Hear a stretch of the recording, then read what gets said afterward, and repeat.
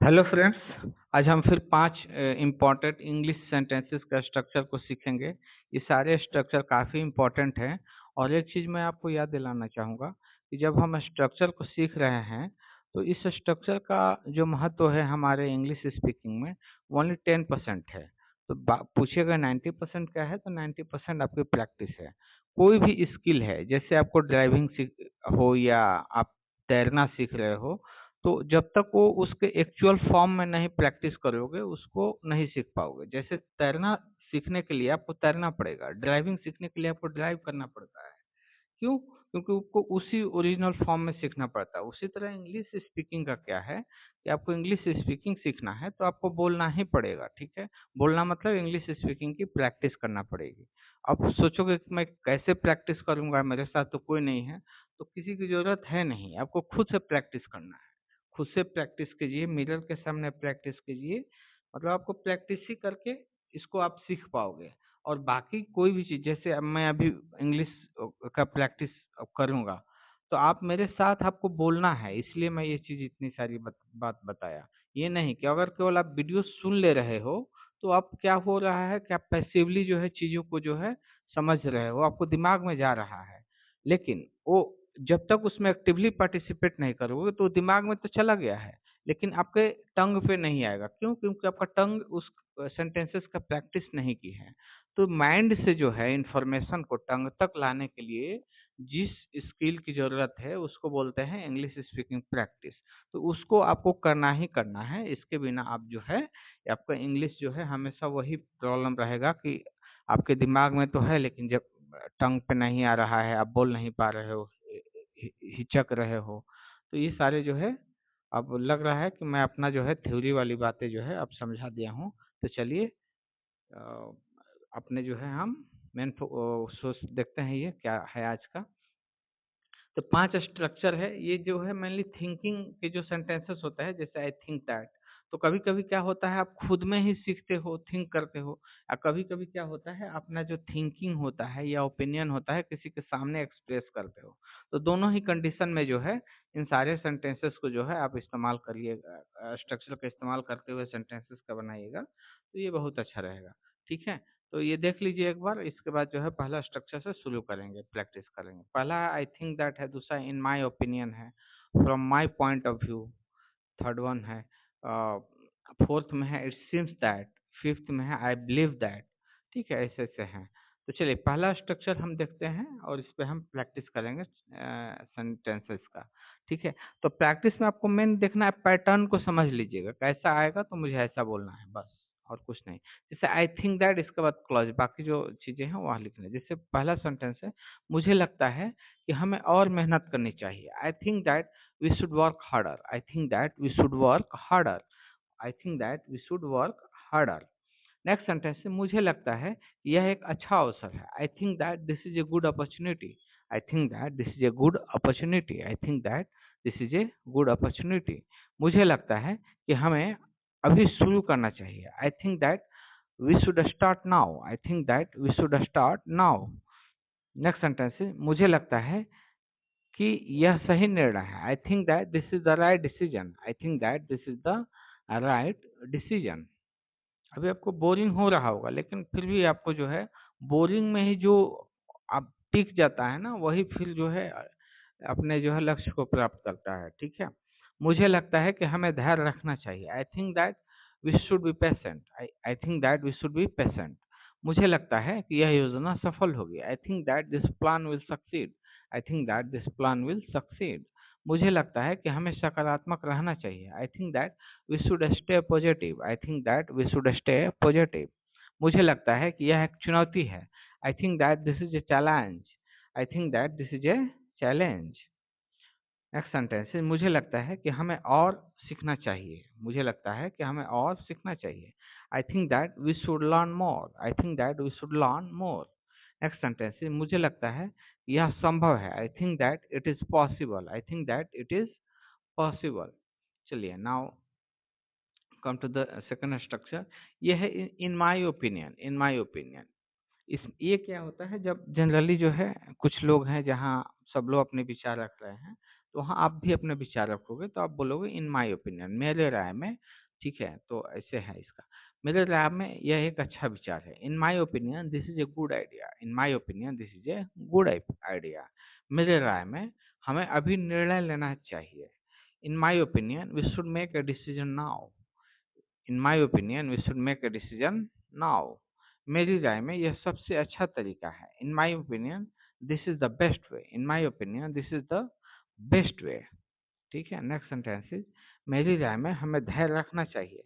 In my opinion we should be patient. In my opinion we should be patient. ठीक है। Next sentence क्या है? मेरी राय में यह एक महत्वपूर्ण मुद्दा है। ठीक है। In my opinion this is an important issue. In my opinion this is an important issue. Next sentence, मेरी राय में हमें और प्रयास करना चाहिए। In my opinion we should make more effort.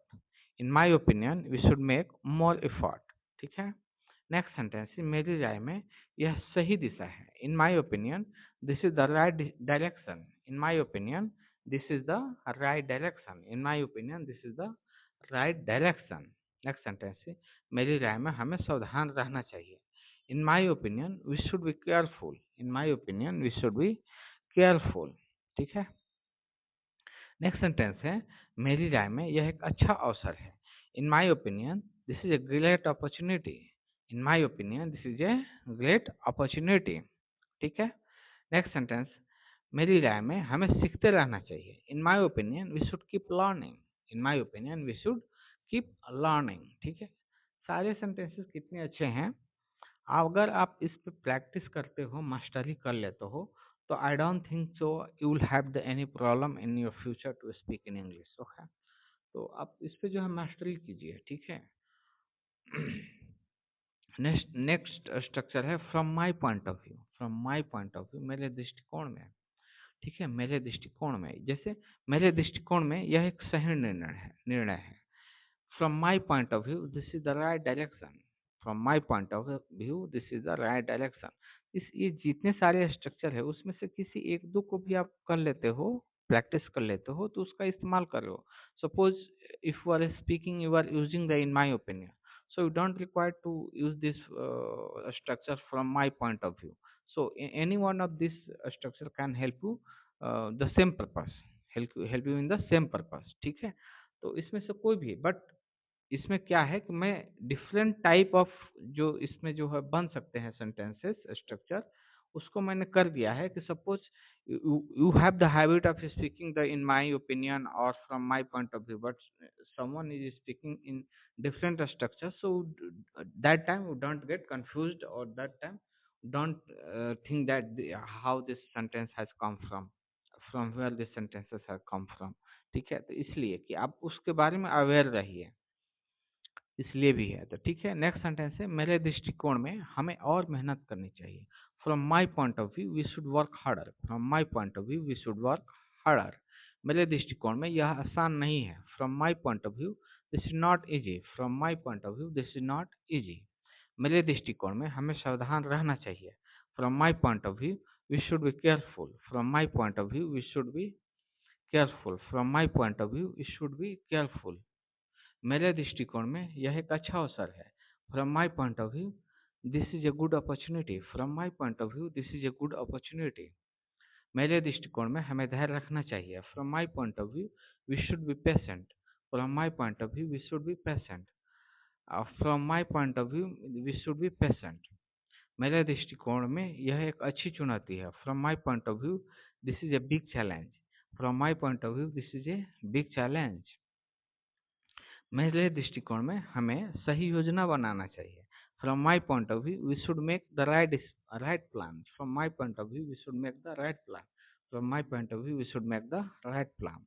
Next sentence, मेरे दृष्टिकोण में यह महत्वपूर्ण है।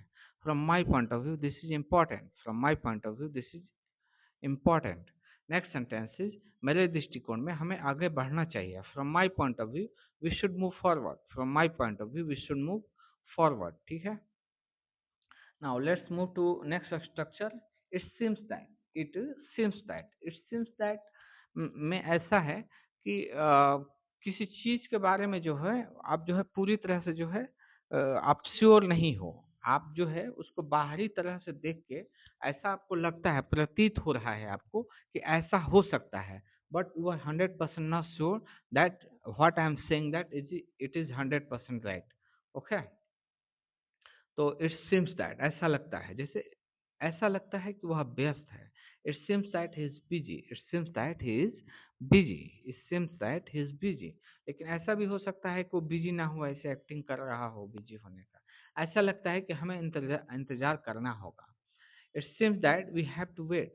हो सकता है आपको वेट ना करना पड़े, बट अभी लग रहा है right now we are feeling that कि वी हैव टू वेट। हो भी सकता है, नहीं भी हो सकता है। ऐसा लगता है कि यह आसान नहीं है। It seems that this is not easy, it seems that this is not easy.